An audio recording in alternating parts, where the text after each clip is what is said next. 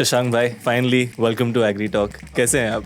मैं एकदम ठीक हूँ। Thank you for having me Abhinav. जहाँ पूरा भारत let's say struggling to sell in mandis, आपने एक अलग अप्रोच लिया है। आपने एक खुद का sort of distribution channel, direct to customer, लोगों के अपार्टमेंट में जाकर बेचना, वो एक मॉडल खड़ा किया है। लेटेस्ट से स्टार्ट किए, आज आप 85 वेराइटीज ऑलमोस्ट। यस, करेंटली 85 उगा रहे हैं, हाइड्रोपोनिकली एंड ऑर्गेनिकली मिला के। हाइड्रोपोनिक में रफली कैसे कैसे वेराइटीज आप ग्रो कर रहे हैं? हाइड्रोपोनिक्स में 5-6 वैरायटीज ऑफ लेटस ग्रो कर रहे हैं। उसके साथ हम और भी लीफी वेजिटेबल्स ग्रो कर रहे हैं, जैसे स्पिनच, मेथी, जो हमारे इंडियन हाउस होल्ड में कंज्यूम होता है। क्या रिवॉर्डिंग है हाइड्रोपोनिक्स? आपके लिए रिवॉर्डिंग रहा है अभी तक? It is not a short term gain वाला इंडस्ट्री। ये हम लॉन्ग टर्म पर्सपेक्टिव से अगर देखते हैं तो डेफिनेटली लुक्रेटिव होगा। तो अगर किसानों को आपसे मानो सीखना है अबाउट पोस्ट हार्वेस्ट हैंडलिंग, ऐसे क्या एक दो चीजें जो वो कर सकते हैं ताकि उनका प्रोड्यूस बेहतर रहे? एक बार किसान ने हार्वेस्ट करके मंडी वाले को दे दिया, मंडी वाला अब क्या कर रहा है उसके साथ, there is no way of knowing. तो वो मुझे लगता है कि आज के दिन में हाइजीनिक हैंडलिंग एंड थोड़ा प्यार से हैंडलिंग की थोड़ी कमी है। चलो, आई एम स्टिल कन्विंस्ड कि हाइड्रोपोनिक्स एक अच्छा कॉन्सेप्ट है। इस प्रकार की खेती अगर मुझे स्टार्ट करनी है तो कितना जमीन से मुझे स्टार्ट करना चाहिए? एक फ्लोरिकल्चर एक्सपर्ट है, उन्होंने मुझे ये बोला था, जितना भी बड़ा पॉली हाउस बनाओ, उसको जितना मैक्सिमम प्रोडक्शन ले सकते हो उसके साथ नहीं चला लो ना। सेकंड स्ट्रक्चर के बारे में मत सोचना, सेकंड पॉली हाउस के बारे में या एक्सपेंशन के बारे में मत सोचना। नमस्कार दोस्तों, स्वागत है एग्री टॉक के एक नए एपिसोड पर। हमारे आज के एपिसोड के मेहमान हैं मिस्टर शशांक अग्रवाल जी, जो कि है founder of the company Frez farm, एक महाराष्ट्र बेस्ड एग्रीकल्चर स्टार्टअप आप कह सकते हैं, जो फार्म से उगा के सीधा कंज्यूमर तक प्रोड्यूस पहुंचा रही है। अब आज के एपिसोड में हमने इनसे समझा है हाइड्रोपोनिक्स के बारे में और कैसे मंडी को छोड़कर इन्होंने एक अलग मार्केट पकड़ा, जो कि है सीधा कंज्यूमर तक पहुंचाना। इस वीडियो में दोस्तों हमने समझा है कि हाइड्रोपोनिक्स के क्या क्या चैलेंजेस हैं, यदि आपको एक ऐसा बिजनेस और मार्केटिंग मॉडल सेटअप करना है, क्या क्या एडिशनल कॉस्ट आएंगे, क्या क्या चीज़ ध्यान में आपको रखने चाहिए, और सीधा एक किसान का एक्सपीरियंस लेते हुए आपके लिए बहुत सारा इन्फॉर्मेशन पैक किया है आज के एपिसोड में। दोस्तों, इन एपिसोड्स के थ्रू मैं हमेशा इंकरेज करता हूँ कि आप सीखिए। इन एपिसोड्स के द्वारा मैं बिल्कुल भी कभी नहीं कहता हूँ कि अंधाधुन आप फॉलो करिए। और इस सेम पॉइंट को आज के एपिसोड में शशांक भाई और हमने काफ़ी डेप्थ में डिस्कस किया है कि यदि आपको एग्रीकल्चर में आना है तो आपको कैसा माइंडसेट और कैसे कैसे क्वालिटीज़ डेवलप करने होंगे ताकि आप एक सक्सेसफुल एग्री एंटरप्रेन्योर बन सकें।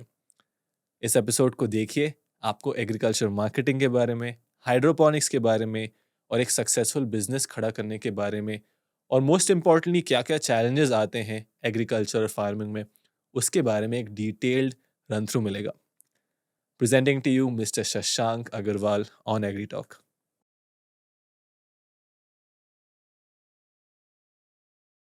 शशांक भाई, finally welcome to agri talk. बहुत मेहनत के बाद पहुंचे आप स्टूडियो में। कैसे हैं आप? मैं एकदम ठीक हूँ। Thank you for having me Abhinav. How do you feel today? I feel great. I feel honored to be here and आपने मुझे बुलाया एंड मैं बहुत ही छोटा फार्मर हूँ, बहुत ही इनएक्सपीरियंस फार्मर हूँ और अभी जर्नी को सिर्फ 4-5 साल ही हुए हैं। So yeah I feel very honoured to be here. जो आपसे पहली बार पॉडकास्ट के लिए बोला था, आपका रिस्पॉन्स है कि यार अभी तो बहुत आगे जाना है। That was the sort of humility you came with. But मेरा मानना है कि irrespective of any stage of farmer is, कोई बहुत बड़ा किसान हो, बहुत छोटा किसान हो, आइडिया इस चैनल का एंड जो मिसिंग है हमारी इंडस्ट्री में, एक्सेस टू एजुकेशन। जैसे आप 4-5 साल एग्रीकल्चर किए हैं, फार्मिंग की है, हाइड्रोपोनिक्स की है, बहुत सारी चीज़ आपने सीखा होगा विच थ्रू दिस पॉडकास्ट एक बिगिनर शायद सीख सके आपसे।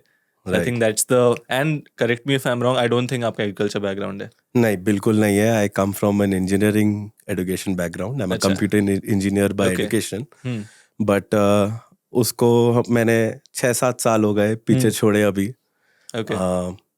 एग्रीकल्चर में इंटरेस्ट डेवलप हुआ काफ़ी पहले से ही, बिकॉज मैं बहुत ही बड़ा फूडी हूँ एंड मेरा इंजीनियरिंग यूएस में हुआ, तो द स्टैंडर्ड ऑफ वेजिटेबल्स और फ्रेश प्रोड्यूस जो मिलता है वहाँ पे, उसको देख देख के मुझे इंस्पिरेशन मिला कि जब मैं वापस इंडिया आया तो मुझे लगा कि हम क्यों नहीं उगा सकते वो क्वालिटी, हम में क्या कमी है, या हम क्या गलत कर रहे हैं, हम इसमें कैसे टेक्नोलॉजी अडॉप्ट करें और अच्छा प्रोड्यूस उगाए।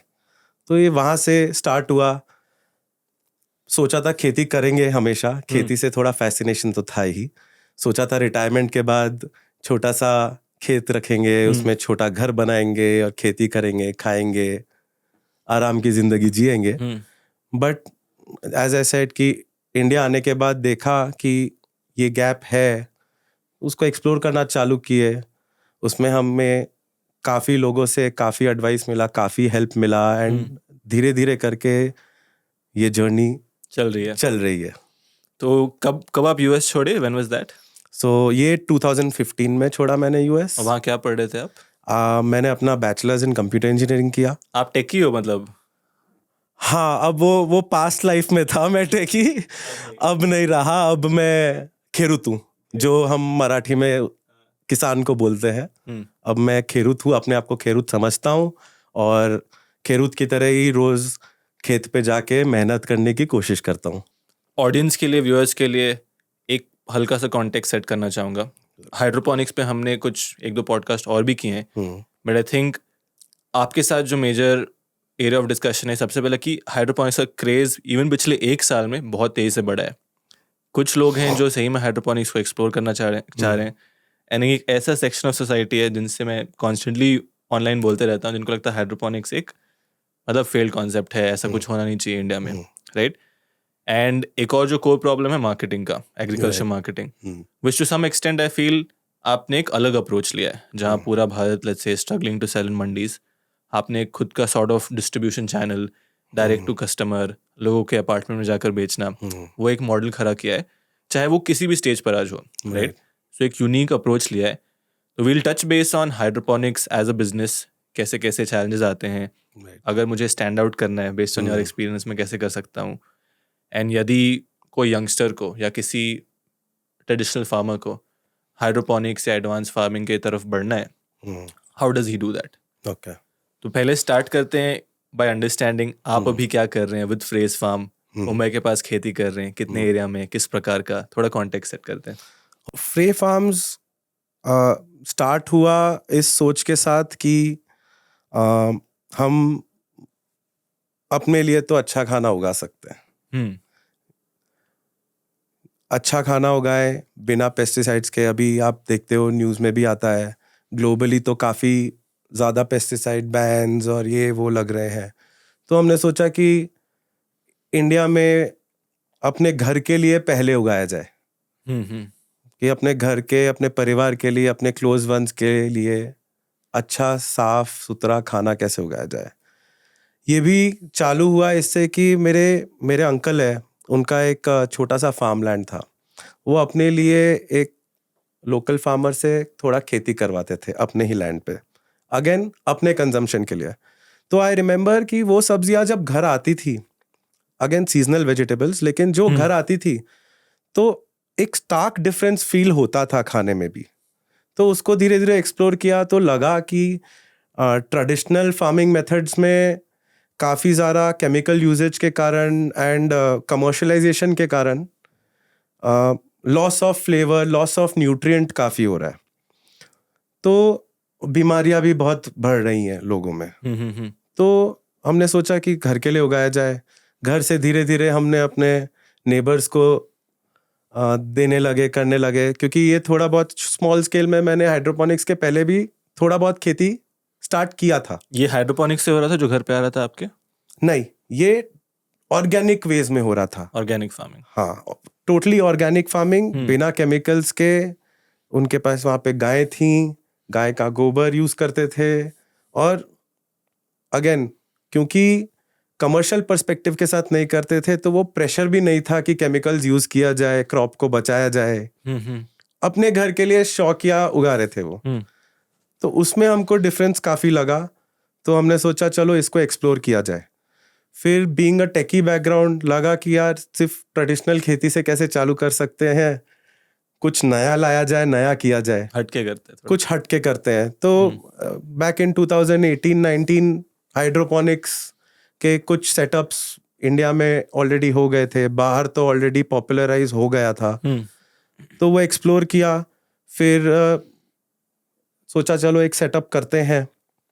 वो करते करते भी बहुत चीज़ें सीखी कि क्या करना चाहिए, कैसे करना चाहिए। हमें फर्स्ट सेटअप करने में भी काफ़ी समय गया, अबाउट 10 to 12 months गया ऑलमोस्ट हमें सेटअप करने में, जिसमें हमें कुछ अच्छे एडवाइस भी मिले, कुछ रॉन्ग एडवाइस भी मिले। सो वो लर्न करते करते समझ में आया, फिर ग्रो करना स्टार्ट किया। तो तब समझ नहीं थी कि क्या ग्रो करना चाहिए।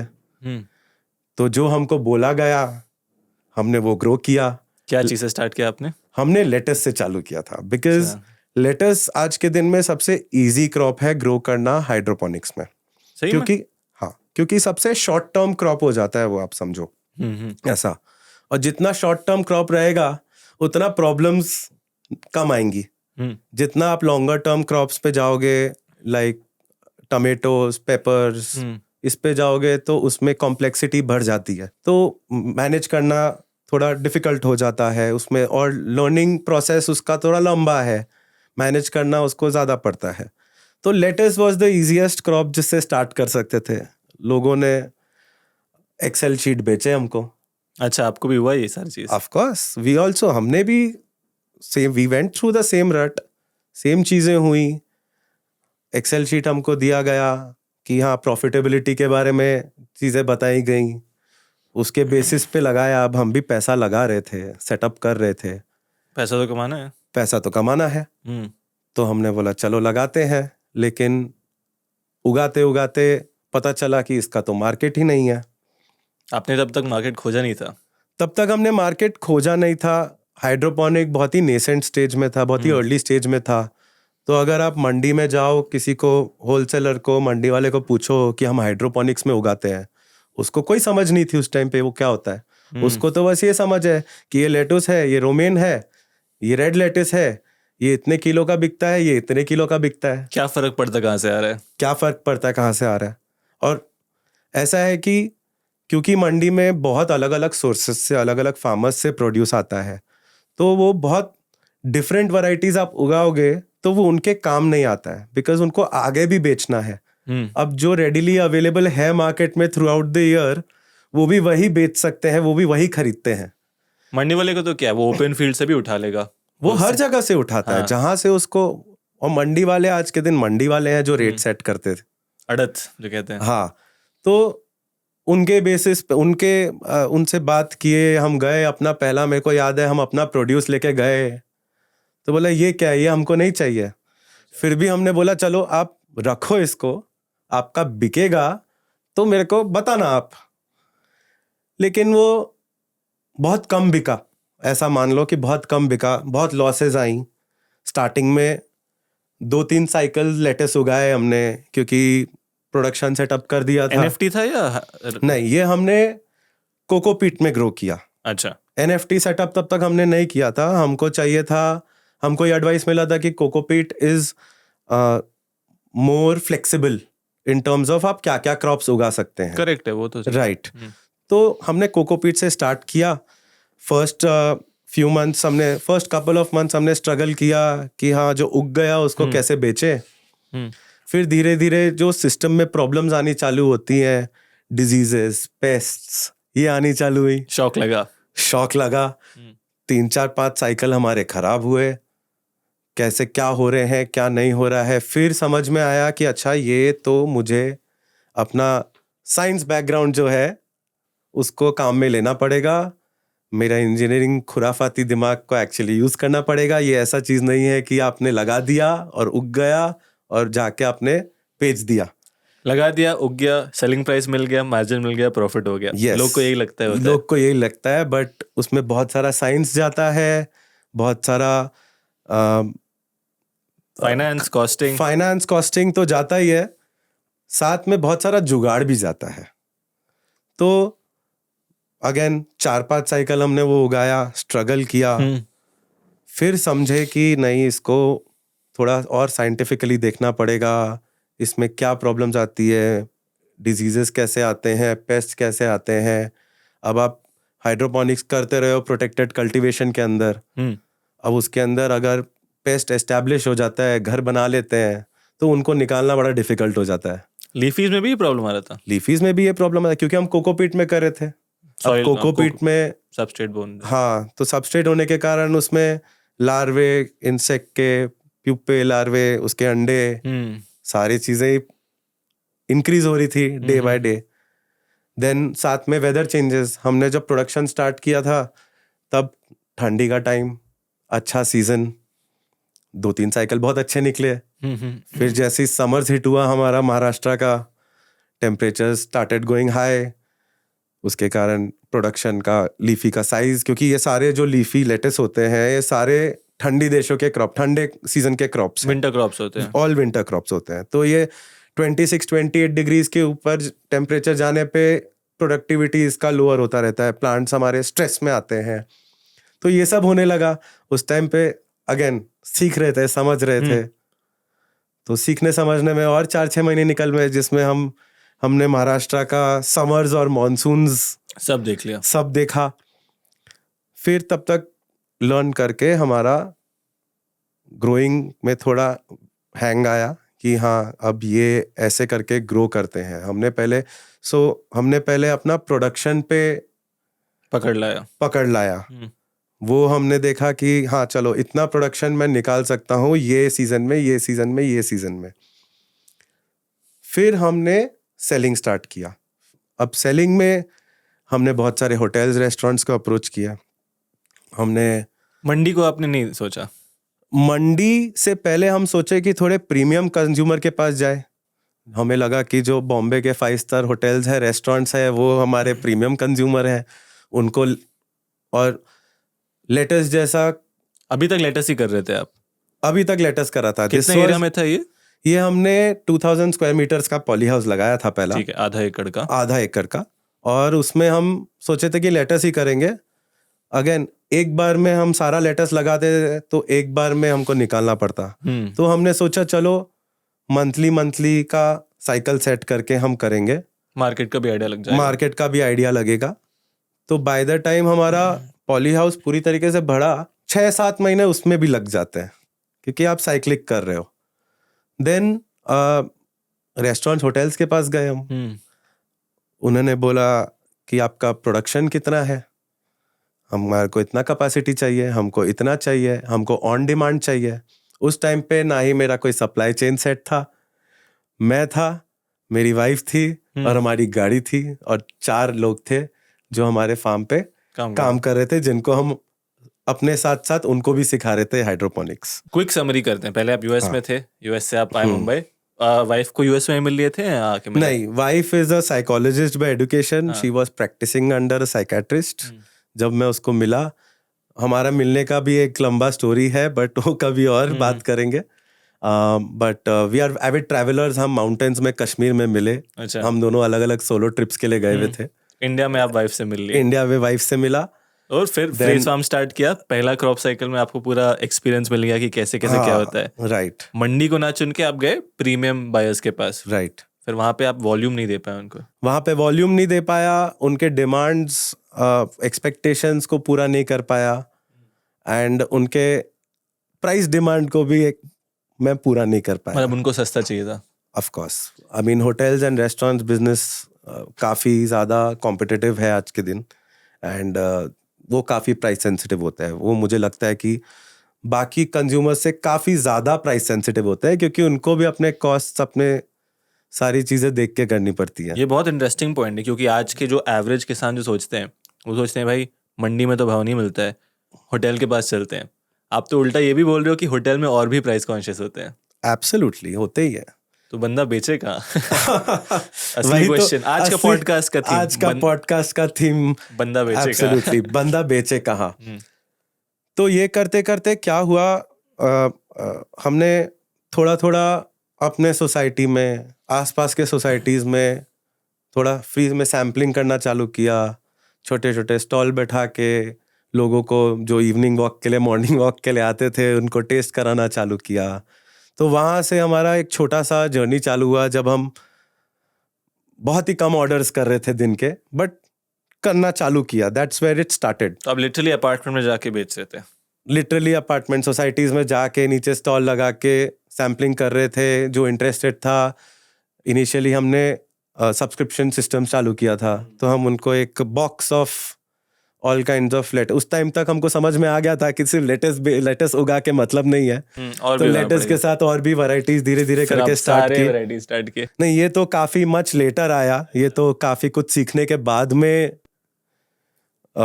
उगा पा रहे हैं। मैं बस यहाँ पे इंटरप्ट करना चाहूंगा हाँ। कि लेटेस्ट से स्टार्ट किए, आज आप 85 वैरायटीज ऑलमोस्ट, कितना? यस, करेंटली 85 उगा रहे हैं, हाइड्रोपोनिकली एंड ऑर्गेनिकली मिला के, बट हाइड्रोपोनिक्स में हम अबाउट 45-50 प्रोडक्ट्स उगा रहे हैं। क्या बात है। बट स्टिल वो एक खुद में ही एक जर्नी है। हाँ, एब्सोल्युटली। ये अभिनव ऑलमोस्ट 150 प्रोडक्ट्स उगाने के बाद ये हम 45 प्रोडक्ट्स पे पहुंचे हैं। वाह। तो हाँ, it's been a long journey, ये इजी नहीं रहा है, बट काफी इवेंटफुल, काफी एक्साइटिंग रहा है जरूर। तो जो आप गए अपार्टमेंट्स में, वहां पे रिस्पॉन्स कैसा था लोग का? अगेन, क्योंकि India is not a salad eating country, यहाँ पे बहुत ट्रेडिशनली हम सैलेड नहीं खाते। हम सैलेड बोलते हैं तो हम ककड़ी, टमाटर, गाजर सोचते हैं कि वो काट के सलाद, लेकिन lettuce was a slowly adopting thing कि हाँ, सैलेड लीव्स वगैरह खाना चालू करे। Indian household, typical Indian women आज के दिन भी मंडी में जाती है या सब्जी वाले के पास जाती है तो बार्गेन करती है, तो वो भी कॉस्ट भी उनके लिए भी चैलेंज होता है, उनको घर चलाना होता है, उनको जो दिया जाता है उसमें उनको घर चलाना होता है अनफॉर्चुनेटली। बट हेल्थ को प्रमोट करना फॉर द फैमिली, और हाइड्रोपोनिक्स के स्पेशली बेनिफिट्स जो हैं कि आप पेस्टिसाइड्स कम यूज़ करते हैं, आप ऑलमोस्ट नहीं यूज़ करते हैं, प्रोटेक्टेड कल्टीवेशन में करते हैं, nutrient density is better, much higher तो अब मैं नहीं बोल सकता, बट हायर। तो ये सारी चीज़ें उनको हमको थोड़ा सेल करना पड़ा, मार्केट करना पड़ा, धीरे धीरे अडॉप्शन चालू हुआ। अच्छा प्राइस दे रहे थे ज़्यादा वो लोगों से? यस, उदाहरण से बताइए, जैसे मार्केट में क्या मिला आपको, और जब आप अपार्टमेंट में गए तो क्या प्राइस? अगर लेटेस्ट, अगर हम किसी भी प्रोड्यूस का पर केजी का सेलिंग प्राइस की बात करते हैं, तो आप मंडी में जाओगे तो आपको सबसे लोएस्ट प्राइस मिलेगा, और आप कंज्यूमर के पास डायरेक्टली जाओगे तो आपको सबसे हाईएस्ट प्राइस मिलेगा। ऑलमोस्ट आप मान के चलो 2 to 2.5 टाइम्स मिलेगा। वाह। लेटेस्ट में ये क्या होता है एग्जांपल? फॉर एग्जांपल, आप मंडी में जाओगे तो अगेन बहुत सीजनल वेरिएशन काफ़ी ज़्यादा आता है इसमें, बट एक एवरेज प्राइस ले कि हम मंडी में 60 to 80 रुपीज़ अ केजी अगर लेटेस्ट प्रीमियम क्वालिटी का बिक रहा है आज के दिन में, तो consumer is ready to give 200-250 rupees. But इसमें कैच ये है अभिनव कि हम मंडी में बेचते हैं तो एक साथ 50 किलो, 100 किलो, 200 किलो बेचते हैं। अगर हम कंज्यूमर को बेचते हैं तो बहुत सारे उसके साथ कॉस्ट इन्वॉल्व है। एक तो हमको पैक साइज, कंज्यूमर उतना ही लेगा जो वो कंज्यूम कर पाएगा विद इन अ वीक, क्योंकि लेटेस्ट भी शेल्फ लाइफ भी उसकी लिमिटेड होती है। तो हम 250 ग्राम के, 300 ग्राम के, 500 ग्राम के पैक्स बना के देना, तो नंबर ऑफ पीपल, लेबर और पैकेजिंग का कॉस्ट, ज्यादा लोगों को आपको जा जाके बेचना है तो एक सप्लाई चेन का भी कॉस्ट आ जाता है, लास्ट माइल डिलीवरी का, उनको पहुंचाने का कॉस्ट आ जाता है, इतना मार्केटिंग करने का कॉस्ट आ जाता है। तो ये सारे कॉस्ट अगर मैं आज के दिन में देखूं तो होलसेल में बेचना और कंज्यूमर को बेचना, प्रॉफिट मार्जिन लगभग उतना ही बचता है। क्या बात कर रहे हैं। बिल्कुल। तो ये मुझे एक्चुअली आपका आंसर अच्छा लगा, क्योंकि जिसमें आपसे बाहर भी डिस्कस कर रहा था, हम किसी भी चीज़ को ब्लाइंडली अच्छा नहीं दिखाना चाहते। जैसे हाइड्रोपोनिक्स के अगर जो भी चैलेंजेस भी हैं एज अ ग्रोअर और बेचने में, उसको भी हम एड्रेस करेंगे। तो सबसे पहला चैलेंज जो आपने बोला कि यदि आप कस्टमर को डायरेक्ट बेच रहे हैं, बहुत सारे हिडन कॉस्ट होते हैं। एब्सोल्युटली। और नेट बंदा उतना ही कमाता है जितना मंडी में बेच रहे हैं। राइट। तो मैं आपसे सिंपल क्वेश्चन पूछता हूँ, क्यों बेच रहे हैं आप कस्टमर को? क्यों बेच रहा हूँ मैं, ये बहुत ही इंटरेस्टिंग क्वेश्चन है। ये आज के दिन मैं भी अपने आप से कभी कभी पूछता हूँ, बट मुझे एक इंसिडेंट याद आता है कि जब मैंने हाइड्रोपोनिक स्टार्ट किया था हमारे एरिया में, वहाँ पे पॉली हाउस का भी कॉन्सेप्ट काफ़ी नया था। That is in early 2019। It was a farming community, लेकिन वहाँ पे पॉली हाउस लगा के फार्मिंग नहीं करते थे। वहाँ पे ट्रेडिशनल वेज में या अपना बैम्बू और नेट डाल के करते थे। बॉयसर का बात कर रहे हैं? बोईसर वानगांव बेल्ट। तो वहाँ पे एक फार्मर आए मेरे पास जो गुड 20-25 एकर्स में कैप्सिकम और चिलीज का फार्मिंग करते थे, और काफ़ी पुराने टाइम, मतलब काफ़ी सालों से, 15-20 सालों से करते थे मिट्टी में और ट्रेडिशनल अपना वे में। तो वो आए मेरे पास, वो फिजिकली चैलेंज थे, उनका एक लेग एम्प्यूटेटेड था। तो वो मेरे पास आए थे when I just started out कि ये क्या कर रहे हो, क्यों कर रहे हो। तो मैंने बताया कि हाइड्रोपोनिक्स है, नया टेक्नोलॉजी है, हम सॉइल में नहीं करते उगाते, हम कोकोपीट में उगाते हैं, हम क्लाइमेट को थोड़ा कंट्रोल करते हैं, एंड इससे प्रोटेक्टेड करने से पेस्ट और डिजीजेस का थोड़ा कम रहता है, सॉइल बॉर्न डिजीजेस कम आती है, आरओ वाटर देते हैं तो वाटर बॉर्न डिजीजेस कम आती हैं, पेस्ट कम आते हैं। पूरा समझा दिया उनको, समझाया कि हाँ, उस टाइम पे मुझे भी यही पता था, राइट। तो उन्होंने मेरे को फिर अपनी कहानी बताई कि काफ़ी ज़्यादा केमिकल एक्सपोजर के कारण ही डेवलप्ड कैंसर, एंड उनका लेग भी उसी रिलेटेड चीज़ों के कारण उनको एम्प्यूटेट करना पड़ा था, केमिकल एक्सपोजर के कारण। हाँ, पेस्टिसाइड्स, केमिकल एक्सपोजर, ये सब के कारण। Now that was very shocking for me. तो मैंने उनको पूछा, तो आप अभी क्या करते हो, आप आए किस लिए हो तब? तो उन्होंने बोला कि मेरे को भी कुछ करना है ऐसा जिसमें मैं पेस्टिसाइड्स वगैरह कम यूज़ कर पाऊँ। एंड तब उन्होंने बताया कि अगर वो 20 एकड़ में वो फार्मिंग करते हैं तो वो 19 एकड़ में कमर्शियल फार्मिंग करते हैं, और 1 एकड़ वो अपने घर के लिए ऑर्गेनिक फार्मिंग करते हैं। क्या बात कर रहे हैं? तो हाँ, that was a harsh reality that hit me at that time, कि आज के दिन बहुत कम किसान हैं जो वो खा रहे हैं जो वो एक्चुअली सबके लिए उगा रहे हैं, खुद के लिए अलग से उगाते हैं। खुद के लिए मैंने अलग भी से महाराष्ट्र में देखा है, क्योंकि वो जानते हैं कि वो उसमें क्या डाल रहे हैं, राइट। वो कंज्यूमर के लिए कितना डेंजरस है, राइट। और केवल कंज्यूमर के लिए नहीं, मैं तो ये पहली बार सुन रहा हूँ कि किसान को भी इतना एक्सपोजर के कारण क्या क्या इश्यूज आ सकते हैं। हाँ, मैंने अभिनव कुछ फार्म्स पे देखा है जिस तरीके का केमिकल स्प्रेइंग चलता है, स्पेशली आज के दिन में जो पेस्ट काफ़ी इवॉल्व हो गए हैं, काफ़ी इम्यून हो गए हैं टू सर्टेन केमिकल्स। तो और स्ट्रॉन्गर केमिकल्स आ रहे हैं मार्केट में, और पॉइजनस केमिकल्स आ रहे हैं मार्केट में। एंड आज के दिन में हमारा बेसिक इंफ्रास्ट्रक्चर इतना अच्छा नहीं है कि आप उस लड़के जो फार्म पे काम करते हैं, जो स्प्रेइंग करते हैं, they totally get expose to those chemicals, and elongated exposure तो अफेक्ट करेगा ही आपको। After all it is poison. जैसे हमारे सॉइल को खराब कर रहा है, हमारे वाटर सोर्सेज को खराब कर रहा है, वैसे ही इंसान को भी अंदर से खराब कर रहा है। For some reason I don't know why, ये वो बहुत ही बेसिक चीज़ है, बट मैं उतना सोचा नहीं इस बारे में, कि हम हमेशा सोचते हैं कि हाय जो बंदा खा रहा है उसको तो प्रॉब्लम हो रहा होगा, लेकिन जो बंदा उगा रहा है उसको भी तो उतना ही प्रॉब्लम हो रहा है। ये एक अलग एंगल है। हाँ, तो ये बेसिकली आपने विजन बता दिया कि चाहे मुझे सेम रेट क्यों ना मिले मंडी के कंपैरिजन में, उगाऊंगा मैं तो साफ अच्छा खाना। यस, ये आपका विजन है ना? वे एब्सोल्युटली 100% ये विजन है, और मैं वही उगाऊंगा जो मैं खुद खेत से तोड़ के खा सकूं, जैसे यहाँ इसी बात पे एक टमाटर खा लेता। आई थिंक एक और जो चीज़ बहुत सारे लोग को समझना है कि हाइड्रोपोनिक और ऑर्गेनिक दोनों ही एक दूसरे को सपोर्ट करते हैं। It's not one against the other, जो हम डिस्कस करते कल फोन पे भी। आप जो अपने फार्म में कर रहे हैं, हाइड्रोपोनिक्स भी कर रहे हैं और ऑर्गेनिक फार्मिंग भी कर रहे हैं। थोड़ा वो बताइए कि हाइड्रोपोनिक से आप ऑर्गेनिक की तरफ कैसे आए, हाइड्रोपोनिक में क्या कर रहे हैं, ऑर्गेनिक में क्या कर रहे हैं, ये सारे जो वेजिटेबल्स हैं आप give us a brief about your farming. Sure. So journey started with hydroponics, क्योंकि आई थिंक वो that was, this is very very good by the way. Thank you. कब का? ये कल का हार्वेस्ट है? हाँ, ये कल का हार्वेस्ट है। कल सुबह हार्वेस्ट हुआ है, शाम को मेरे पास घर पे पहुंचा, आज सुबह मैं आपके लिए थोड़ा लेके आया। Thank you so much for this, sorry to interrupt, let's continue. So हाँ, स्टार्ट हमने हाइड्रोपोनिक से किया बिकॉज मुझे लगता था कि soil is way more complex. Soil को, एनवायरनमेंट को, क्लाइमेटिक कंडीशंस को समझना इज वे मोर डिफिकल्ट, क्योंकि उसमें वेरिएबल्स ज़्यादा हैं. हाइड्रोपोनिक्स में वेरिएबल्स कम है. It is after all precision farming.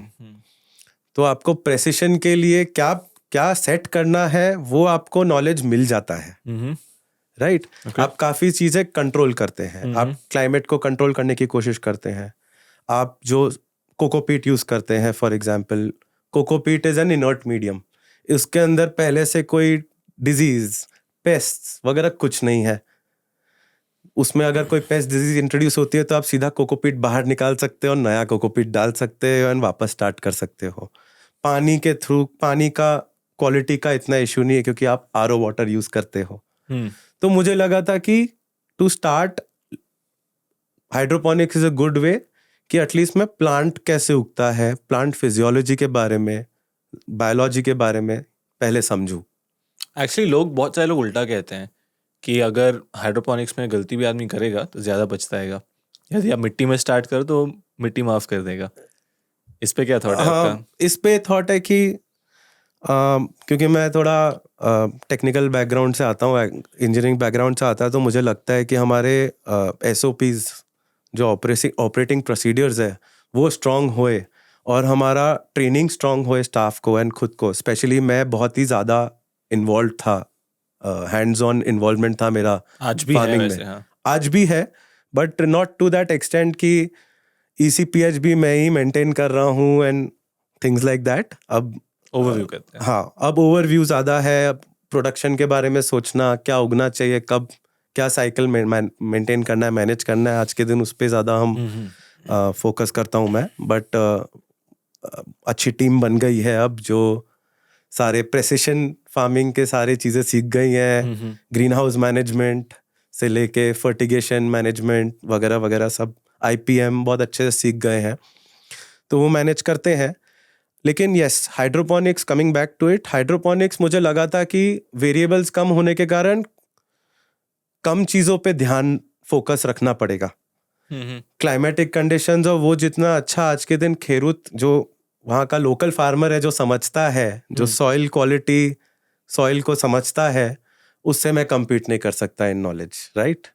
Correct. तो मुझे लगा कि मुझे ऐसा कुछ करना है जिसमें मैं वहाँ पे ग्रो कर पाऊँ, धीरे धीरे करके सीखूं. तो हाइड्रोपोनिक्स से स्टार्ट किया. अब हाइड्रोपोनिक्स करते करते ये समझ में आया कि काफ़ी कुछ में अच्छा है कि अब लैंड यूजेज कम होता है. कार्बन फुटप्रिंट और सस्टेनेबिलिटी पे थोड़ा ध्यान गया, because before we go further, कि मेरा क्वेश्चन भी था, यदि आपको एक भारतीय किसान को समझाना है कि कार्बन फुटप्रिंट क्या होता है, तो आप कैसे बताएंगे? मुझे भी आप समझा दीजिए in fact. Okay, so carbon footprint होता है एसेंशियली जो ग्रीन हाउस गैसेस होते हैं, जो एमिशंस होते हैं, जैसे मेनली उसमें कार्बन डाइऑक्साइड होता है. तो वो हम जितना प्रोड्यूस कर रहे हैं एनवायरनमेंट में, वो हमारे एनवायरनमेंट के लिए ख़राब करता है. वो हमारा जो अभी हीटअप हो रहा है एटमॉस्फेयर, उसमें उसका एक कॉज है. तो उसको हमको कम रखना चाहिए. अब कार्बन फुटप्रिंट बढ़ना मतलब ज़्यादा आप कार्बन डाइऑक्साइड एमिशन, ज़्यादा कार्बन डाइऑक्साइड आप प्रोड्यूस कर रहे हो. प्रोडक्शन बहुत अलग अलग तरीक़ों से हो जाता है. आप इलेक्ट्रिसिटी ज़्यादा यूज़ करते हो, आप पानी ज़्यादा यूज़ करते हो, आप गाड़ी, जैसे सबसे ज़्यादा तो कार्बन फुटप्रिंट इन एग्रीकल्चर होता है कि हमारा फूड बहुत दूर से ट्रैवल करके आता है हमारे पास. तो वो भी बहुत बड़ा पार्ट प्ले करता है. देन आप अपने जो सॉइल है, आप सॉइल को एक्सपोज रखते हो. आप उसमें प्लांट्स, ट्रीज जितना उगाएंगे, ट्रीज और प्लांट्स हमें हेल्प करती है कार्बन को रिस्टोर करने का. करेक्ट. सॉइल में तो आप जितना प्लांट्स, ट्रीज उगाते हो, जितना कमर्शियल डेवलपमेंट करते हो, जितने ट्रीज कट डाउन करते हो, वो सबसे कार्बन फुटप्रिंट बढ़ता है आपका. आप जितना प्लास्टिक्स यूज करते हो, रिसाइकल नहीं करते हो, ये सब चीज़ों से कार्बन फुटप्रिंट बढ़ता है. तो तब हमारी थोड़ी नज़र गई कि हम कितना एक्चुअली क्या क्या चीज़ें यूज़ कर रहे हैं एंड कैसे हम थोड़ा सस्टेनेबिलिटी की तरफ, थोड़ा कार्बन फुटप्रिंट अपना कैसे कम करें, उसकी तरफ ध्यान गया।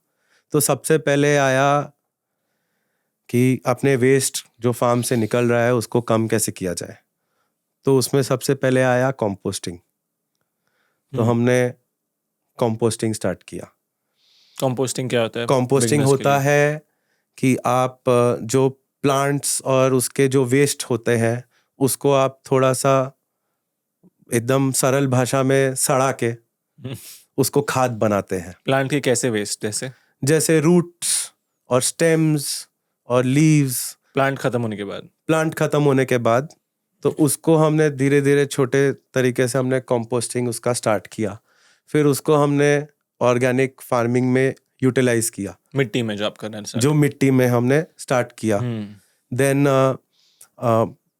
पानी डेफिनेटली हाइड्रोपोनिक्स में कम यूज होता है। ऐसा क्यों होता है, समझा सकते हैं? जो हाँ, हाइड्रोपोनिक्स का जरूर। मेजर पॉइंट 1 है कि कार्बन फुटप्रिंट कम करता है। दूसरा पॉइंट था कि आप sorry to correct you, hydroponics carbon footprint necessarily कम नहीं करता है। कुछ चीज़ों में कार्बन फुटप्रिंट कम होता है हमारा, कुछ चीज़ों में बढ़ता भी है। जैसे इलेक्ट्रिसिटी यूजेज। आप क्लाइमेट कंट्रोल्ड वे में कर रहे हो, आप क्लोज लूप सिस्टम जो हाइड्रोपोनिक्स में NFT, जो हाँ। आप NFT सिस्टम्स करते हो तो बहुत busy उसमें लगता है। काफ़ी ज़्यादा पंप होता है वाटर कंटिन्यूसली, तो इलेक्ट्रिसिटी यूजेज बढ़ जाता है उससे, तो उससे कार्बन फुटप्रिंट थोड़ा बढ़ता है। प्लास्टिक्स आप ज़्यादा यूज़ करते हो फ्रॉम ट्रेडिशनल फार्मिंग हाइड्रोपोनिक्स में क्योंकि प्रोटेक्टेड कल्टीवेशन है। वो प्लास्टिक 3 से 4 साल बाद डिग्रेड हो जाता है, आपको वो चेंज करना पड़ता है। तो आप उसको सही तरीके से अगर रिसाइकल नहीं करते हो तो वो भी आपका कार्बन फुटप्रिंट को इम्पैक्ट करता है। तो there are pros and cons in hydroponics. आप कम कर पा रहे हैं या आपका ज्यादा हो रहा है, ये आइडिया है आपको? देखिए मुझे मैंने अभी तक पूरी तरीके से इसको असेस नहीं किया है, बट जहाँ जहाँ जो जैसे जैसे समझ बन रही है हम एक्शन लेते जा रहे हैं। तो अभी एनर्जी कंजम्पशन तो बहुत बड़ा पार्ट है हाइड्रोपोनिक्स में। तो अभी हम सोलर फार्म लगाने का हमारा ऑलरेडी प्रोजेक्ट ऑलमोस्ट अब कमीशन होने वाला है। हम may be in a couple of months time हम एक छोटा सा सोलर प्लांट भी लगा देंगे। जो इसलिए आपने ऑर्गेनिक भी स्टार्ट किया? इसलिए हमने ऑर्गेनिक भी स्टार्ट किया कि हम सारा कंपोस्टिंग वगैरह कर पाएंगे।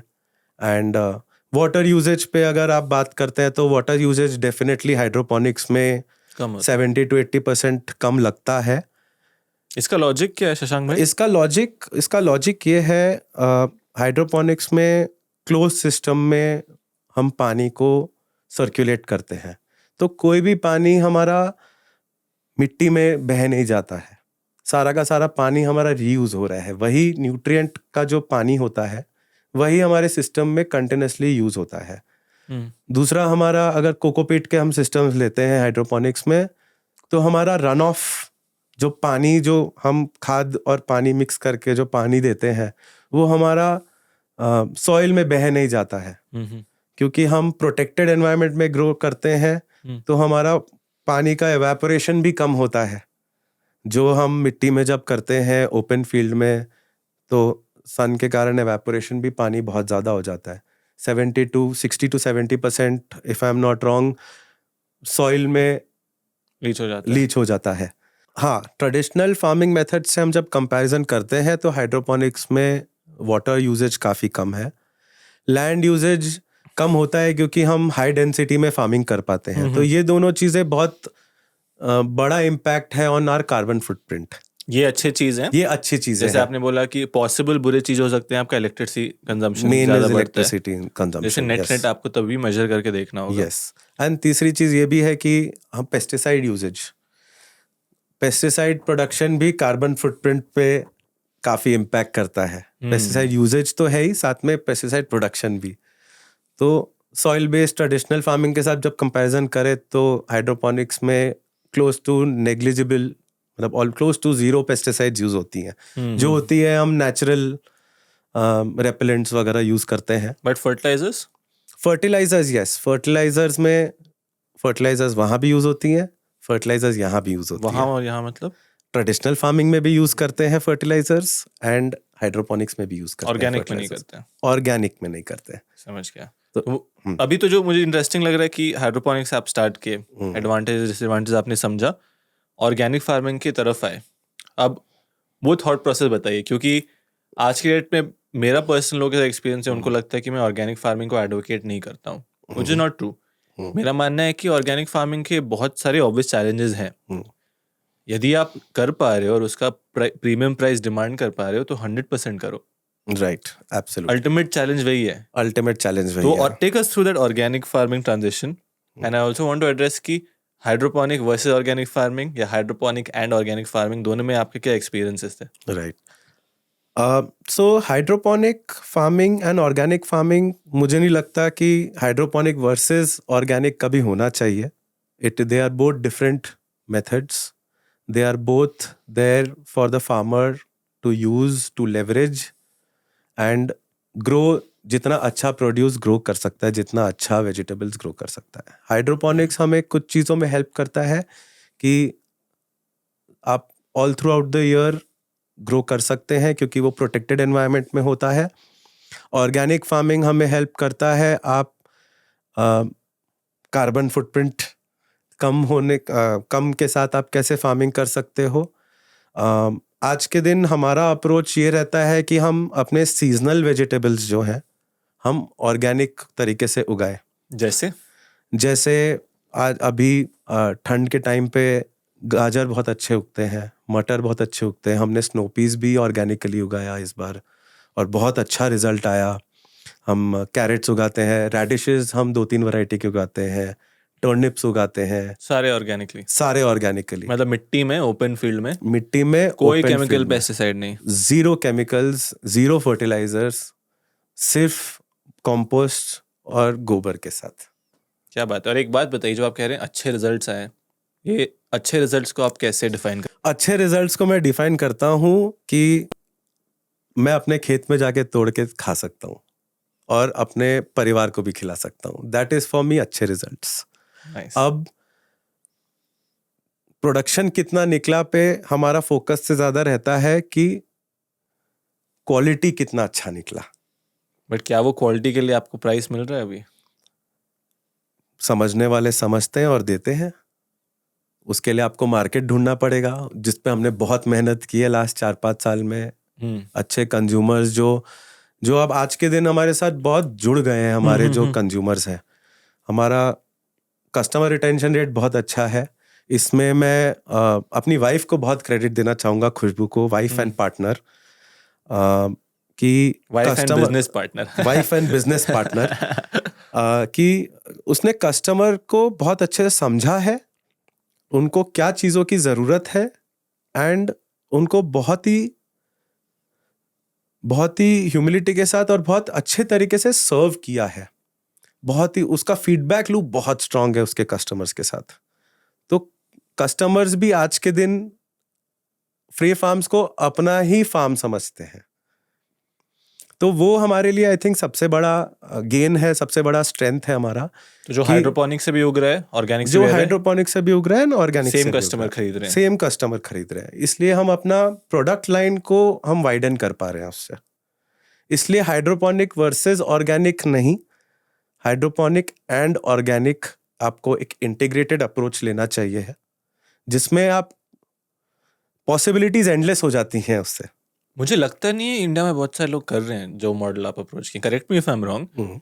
मैं जानता हूँ कि कुछ लोग केवल ऑर्गेनिक कर रहे हैं, मैं जानता हूँ कुछ लोग केवल हाइड्रोपोनिक कर रहे हैं।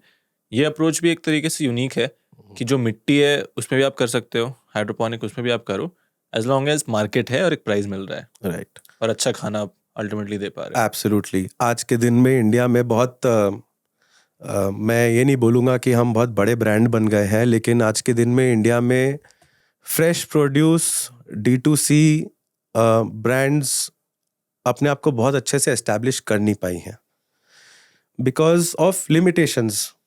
एक one reason could be limitations. Hydroponics में आप कुछ चीज़ें उगा सकते हैं, बहुत अमेजिंग क्वालिटी उगा सकते हैं, लेकिन आज के दिन में जो हमारे सीजन और सॉइल में जो ताकत है वो हाइड्रोपोनिक्स में नहीं है।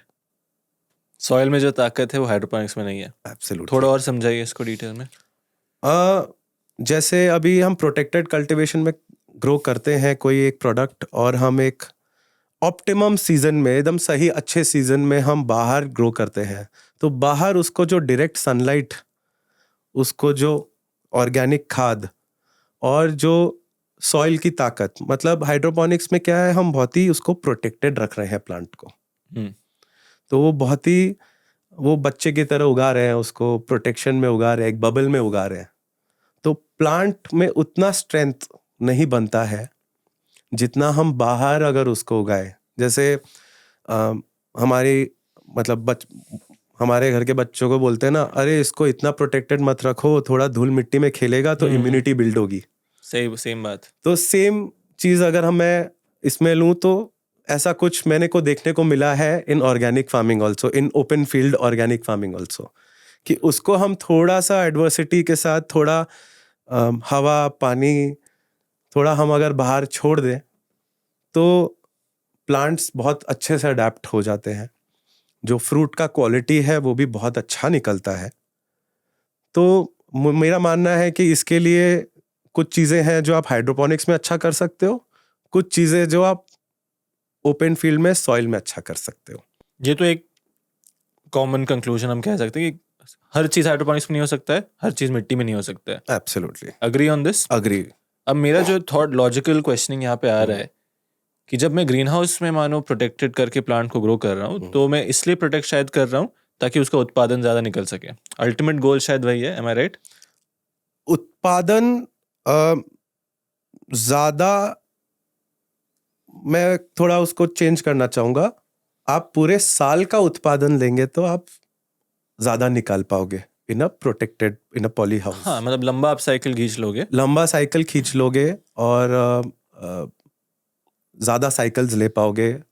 अब बारिश हो चाहे गर्मी हो, आप उगा पाओगे क्योंकि आप कंट्रोल करते हो थोड़ा लाइट और टेम्परेचर वगैरह वगैरह। उस लॉजिक से लेकिन मानो शशांक भाई, अगर मुझे इन सीजन ग्रीन हाउस में मानो मैं खीरा उगा रहा हूँ और सेम इन सीजन में ओपन फील्ड में उगा रहा हूँ, तब भी मुझे ग्रीन हाउस में उत्पादन बहुत ज़्यादा क्यों मिलता है? और फिर दोनों में डिफरेंस क्या है? हाँ, डिफरेंस में ये है कि प्रेसिशन कंट्रोल की बात आ जाती है कि आप जो खाद, जो फर्टिलाइजर आप हाइड्रोपोनिक्स में दे रहे हो वो बहुत ही टारगेटेड है।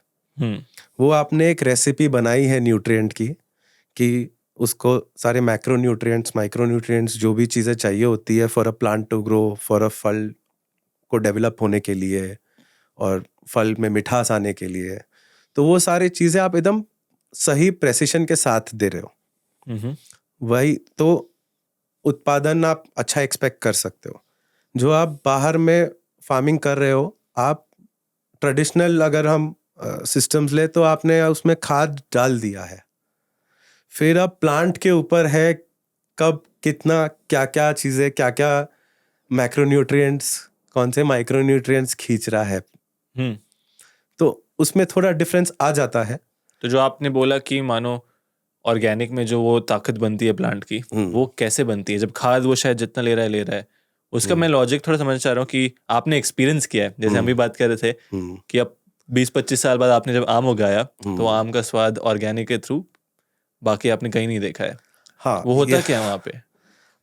वहाँ पे आज के दिन में अनफॉर्चुनेटली जो मैंने एक्सपीरियंस किया है, हम बहुत सारा अलग अलग, सिर्फ पेस्टिसाइड्स ही नहीं, हम बहुत सारे अलग अलग केमिकल्स का यूज़ करने लग गए हैं उत्पादन बढ़ाने के लिए, उत्पादन को, प्रोडक्शन को बचाने के लिए।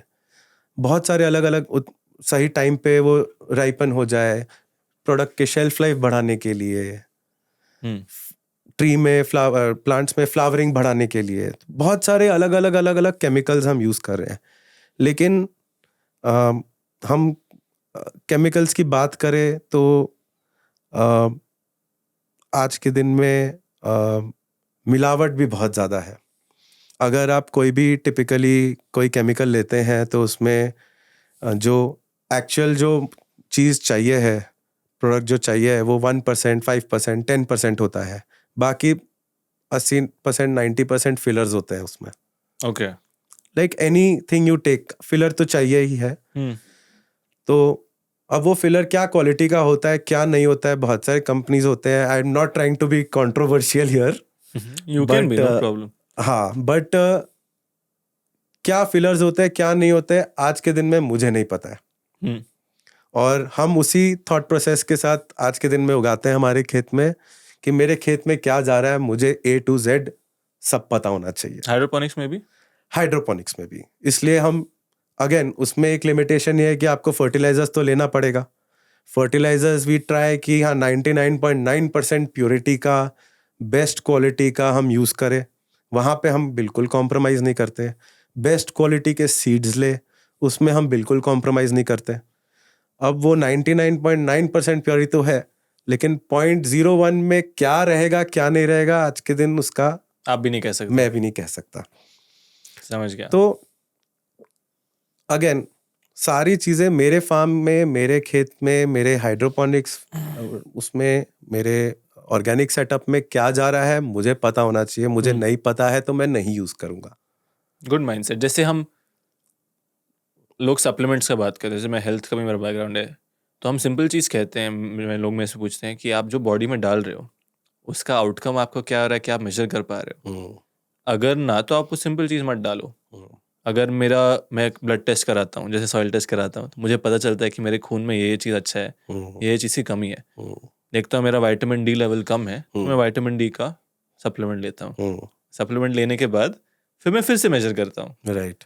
जैसे आपको अभी पता है ऑर्गेनिक फार्मिंग में आप क्या डाल रहे हो, उसका आउटपुट आपको दिख रहा है, that's why you are able to do it. Right. But अब अगर आप जानते ही नहीं हो क्या बेसिस आप क्या डाल रहे हो, उसका आउटकम क्या है, then you shouldn't do that. Absolutely.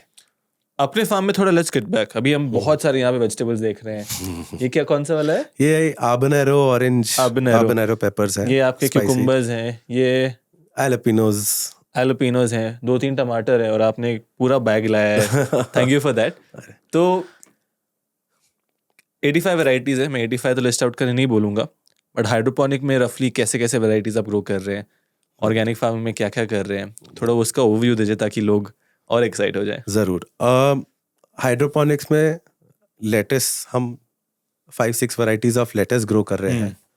उसके साथ हम और भी लीफी वेजिटेबल्स ग्रो कर रहे हैं, जैसे स्पिनच, मेथी, जो हमारे इंडियन हाउस होल्ड में कंज्यूम होता है, जो ऑनेस्टली हमारे कस्टमर्स ने डिमांड किया कि आप हमको क्लीन वे में पालक उगा के दो, मेथी उगा के दो, ताकि हम अपने बच्चों को फ्रीली खिला पाए. तो पालक और मेथी तो ऐसे 2 प्रोडक्ट्स थे जो हमारे कस्टमर्स ने बोला नहीं आपको हमको उगा के देना पड़ेगा. देन हम बहुत सारे अलग अलग वैरायटीज ऑफ हर्ब्स उगा रहे हैं. हम टमेटोज उगा रहे हैं, red cherry tomatoes, yellow tomatoes. हम पेपर्स उगा रहे हैं, बहुत सारे अलग तरह के चिलीज उगा रहे हैं. एंड क्यूकम्बर्स उगा रहे हैं. सारे हाइड्रोपोनिक वाले हैं. बहुत सारी चीजें हम शौकिया भी उगा रहे हैं. हम एडिबल फ्लावर्स वगैरह उगाते हैं. अच्छा, चल रहा है वो भी? हाँ, वो चलता है. थोड़ा कस्टमर्स लेते हैं, थोड़ा हम कुछ रेस्टोरेंट्स को सप्लाई करते हैं. एडिबल फ्लावर्स किस में, वर्टिकल कर रहे हैं या? नहीं, एडिबल फ्लावर्स भी हम वर्टिकल तो नहीं कर रहे अभी, बट ट्रफ्स में, कोकोपीट में कर रहे हैं, बैग्स में कर रहे हैं. जहां जहां हमको जगह मिलता है हम ये सब छोटे छोटे एक्सपेरिमेंट्स चालू रहता है हमारा. तो 3-4 वैरायटी के एडिबल फ्लावर्स भी उगा रहे हैं हम.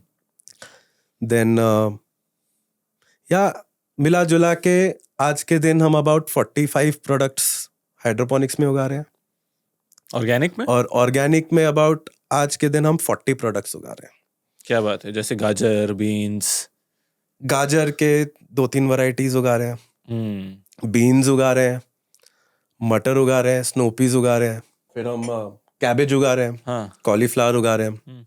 बहुत सारे हम गॉड्स उगा रहे हैं, दूधी, करेला, रिज गॉड, टिंडली बोलते हैं. मतलब सारे तरह के ग्रीन वेजिटेबल. कुछ नहीं छोड़ा हमने आज के दिन. कुछ भी नहीं छोड़ा हमने. यहाँ तक कि हम चना से लेके, दाल से लेके, मिलेट से लेके, राइस हमने black rice, red rice, brown rice, 3-4 तरह के मिलेट्स उगा लिए। ये सब चीज़ अगेन एक्सपेरिमेंट करते करते कुछ हमारे सॉइल के हेल्थ के लिए हमने उगाए, कुछ हमने अपने शौक के लिए उगाए। शौक में अच्छा प्रोडक्शन निकला, क्वालिटी अच्छा निकला, तो लगा हमको एक कंज्यूमर्स के साथ शेयर करना चाहिए और होपफुली वो इंटरेस्टेड रहेंगे, तो हमने वो भी उगाने चालू कर दिए। ये सब कितना एरिया लैंड में है? आज के दिन हमारा जो ऑर्गेनिक फार्म है वो हम अप्रोक्सीमेटली 6 to 7 एकर्स के अंदर कर रहे हैं, एंड हाइड्रोपोनिक जो है वो हमारा 5 एकर्स में 11 एकड़ में इतने सारे वैरायटीज आप कर रहे हैं? Yes, again bigger basket of produce, ताकि मेरा कस्टमर हमेशा इंटरेस्टेड रहे, खुश रहे, नए नए वैरायटीज उसको मिलते रहे, हम उनको नए नए चीज़ों के साथ सरप्राइज करते रहें। तो ये हमारा ऑनगोइंग प्रोसेस है। ये हमेशा मेरा 15-20 प्रोडक्ट्स कुछ R&D में रहता है, वो सक्सेस होता है तो हम फिर कस्टमर को देना चालू करते हैं। And again as I said पहले, कस्टमर फीडबैक लूप हमारा बहुत स्ट्रांग है, हमारा कस्टमर सर्विस बहुत स्ट्रांग है। तो we are always connected with the customer.